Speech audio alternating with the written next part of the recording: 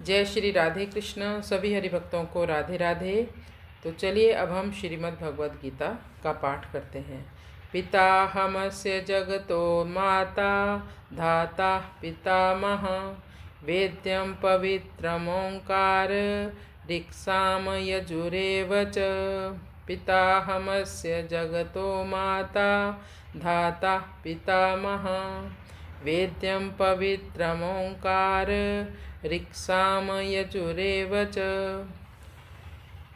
पितामहस्य जगतो माता, भगवान कहते हैं इस जड़ चेतन स्थावर जंगम आदि संपूर्ण संसार को मैं ही उत्पन्न करने वाला हूँ और बार बार अवतार लेकर मैं ही इसकी रक्षा भी करता हूँ, इसलिए मैं पिता हूँ।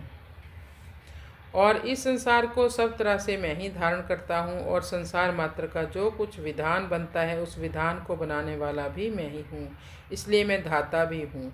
जीवों की अपने अपने कर्मों के अनुसार जिस जिस योनि में जैसे जैसे शरीरों की आवश्यकता पड़ती है उस योनि में वैसे वैसे शरीरों को पैदा करने वाली माता भी मैं हूँ, अर्थात मैं संपूर्ण जगत की माँ हूँ।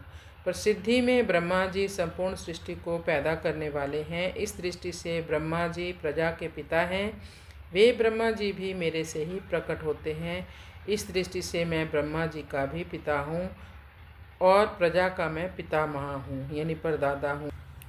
वेद्यम पवित्रम ओंकार ऋक्साम यजुरेव च। वेदों की बताई हुई जो विधि है उसको ठीक तरह से जानना वेद्य है। तात्पर्य है कि कामना पूर्ति के लिए या कामना निवृत्ति के लिए वैदिक और शास्त्रीय जो कुछ भी कर्म यज्ञ आदि का जो अनुष्ठान होता है वह विधि विधान सहित सांगोपांग होना चाहिए। इसलिए विधि विधान को जानने योग्य सब बातें वेद्य कहलाती हैं। वह वेद्य मेरा स्वरूप है। यज्ञ दान और तप ये तीनों निष्काम पुरुषों को महान पवित्र करने वाले हैं। यज्ञोदानम तपश्चैव पावनानि मनीषिणाम। इनमें निष्काम भाव से जो हव्य आदि जो वस्तुएं खर्च होती हैं वे भी पवित्र हो जाती हैं और इनमें निष्काम भाव से जो क्रिया की जाती है वह भी पवित्र हो जाती है। यह पवित्रता मेरा ही स्वरूप है। क्रतु यज्ञ आदि का अनुष्ठान करने के लिए जिन जिन ऋचाओं का उच्चारण किया जाता है उन सब में सबसे पहले ओम का ही उच्चारण किया जाता है। इसका उच्चारण करने से ही ऋचाएँ अभीष्ट फल देने वाली होती हैं। वेदवादियों की यज्ञ दान तप आदि सभी क्रियाएं ओम का उच्चारण करके ही आरंभ होती हैं। वैदिकों के लिए प्रणव का उच्चारण मुख्य है, इसलिए भगवान ने प्रणव को अपना स्वरूप बताया।